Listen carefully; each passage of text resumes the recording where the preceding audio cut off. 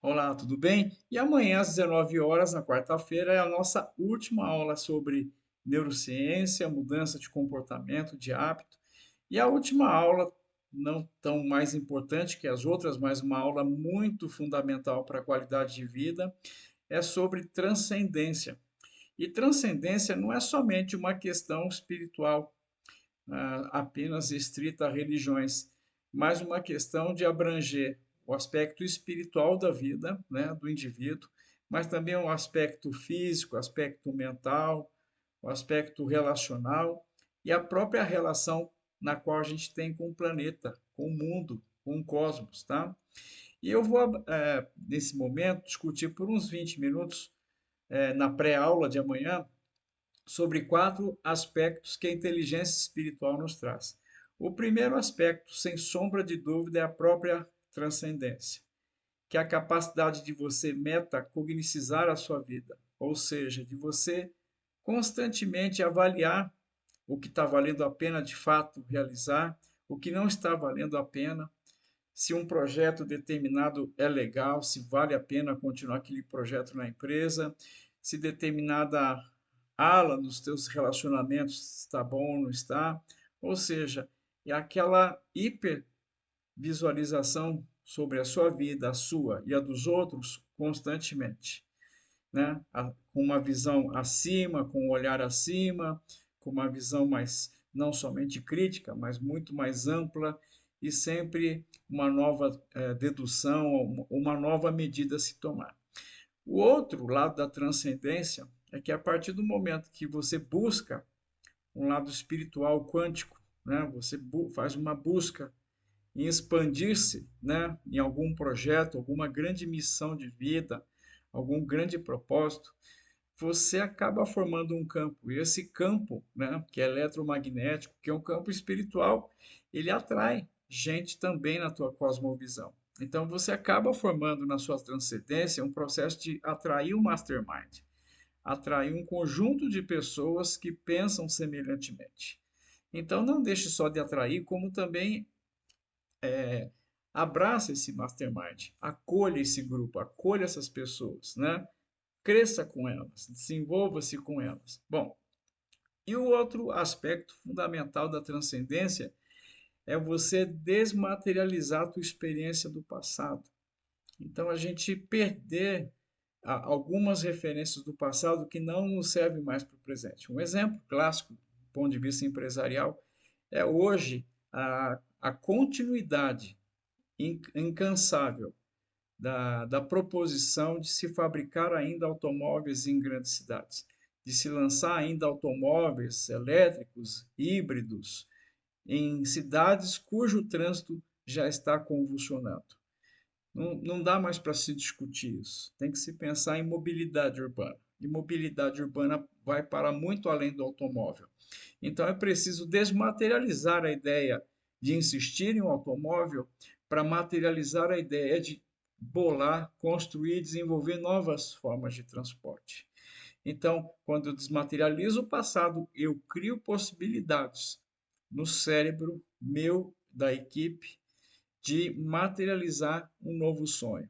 Tirando algo do espaço, você cria espaço para algo novo. O outro tópico é a criatividade e exponenciação do ser humano. Então, a partir do momento que você equilibra na sua vida os três Qs, né? Lembra? O quociente de inteligência, o quociente de inteligência emocional, o QE, e o quociente de inteligência espiritual, que a Dana Zohar muito bem expressou. Então, a partir do equilíbrio desses três níveis de inteligência, a partir do momento que você equilibra o cérebro esquerdo, que é racional, que é newtoniano, que é randônico, que é um cérebro pragmático, automático, e você passa a exercer o poder do cérebro direito, que é um cérebro criativo, um cérebro transcendental, um cérebro afetivo, profundamente sensível, emocional, um cérebro, inclusive, é, é, que busca jornadas de curiosidade e aprendizado. Quando você equilibra esses dois cérebros e busca trabalhá-los, novas criações surgem, novas possibilidades da vida surgem, novas saídas para coisas que você não via saída antes surgem, ok?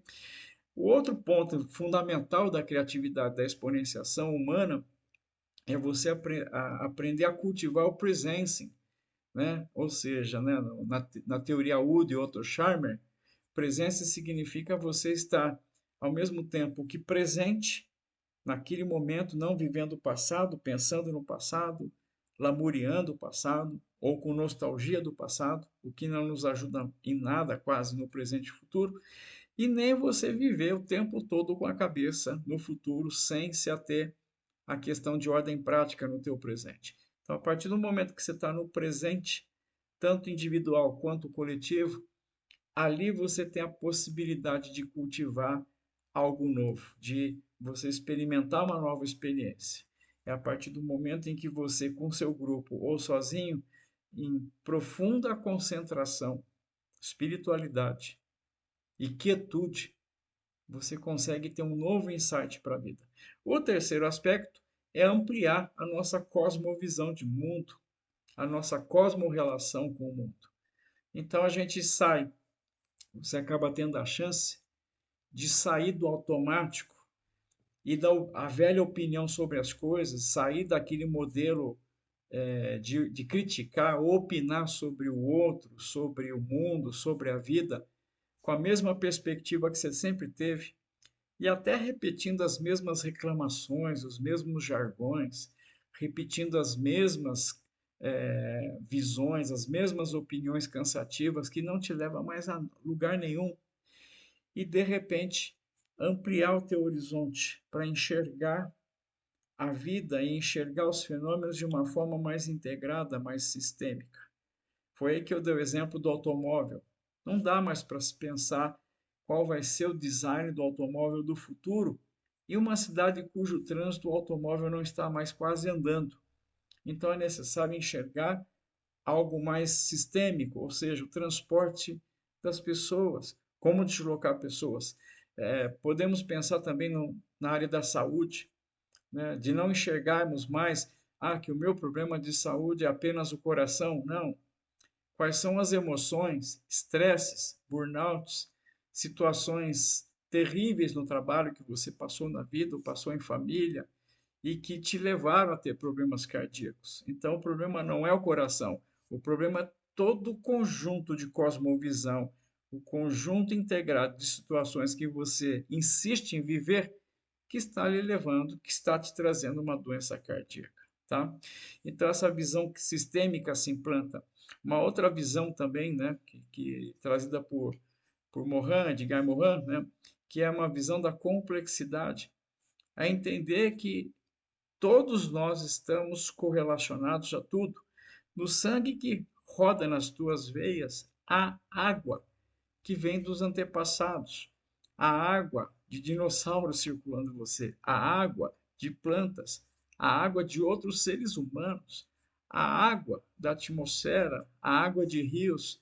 Ou seja, o teu sangue não pertence a você, o teu sangue é uma formação que vem de todo um conjunto de elementos do planeta, até a própria constituição do seu corpo vem do espaço, né? Eu costumo brincar uma realidade que nós temos no nosso corpo partículas, nós temos milhares de partículas vindas do espaço, né? Como o ferro, como molibdênio, como uma série de metais ou não metais. A outra visão importante é ampliar a cosmovisão de si e da sociedade. É compreender que a sua vida é egocêntrica, focada em si próprio, nos seus probleminhas e nas suas demandas por materialidades, por comprar coisas específicas, por ter coisas específicas, toda essa microvisão, ela é egocêntrica, ela é pequena, ela é pontual, ela é manipulável, ela é fluida e ela é instável. E que no fundo nós fazemos parte de um ser muito maior, fazemos parte do planeta, da teia da vida, como diz Capra, Fritjof Capra, fazemos parte uns dos outros, fazemos, se o mundo está ruim, se estamos em guerra, fazemos parte dessa guerra. Se conseguimos nos lançar num período de paz, nós estamos juntos na construção dessa paz. Nós construímos a paz e a guerra. Ah, mas eu não consigo mudar o mundo. Você consegue mudar o seu mundo. E se todos conseguem mudar o seu mundo para melhor, conseguimos mudar o planeta para melhor. A outra visão importante é a cosmovisão da sociedade. E que você faz parte sim de uma sociedade e que a sua opinião, a sua esperança, a tua solidariedade, ela melhora essa sociedade. A tua contribuição positiva melhora a sociedade. A tua posição como ser humano melhora a sociedade, faz parte dessa sociedade.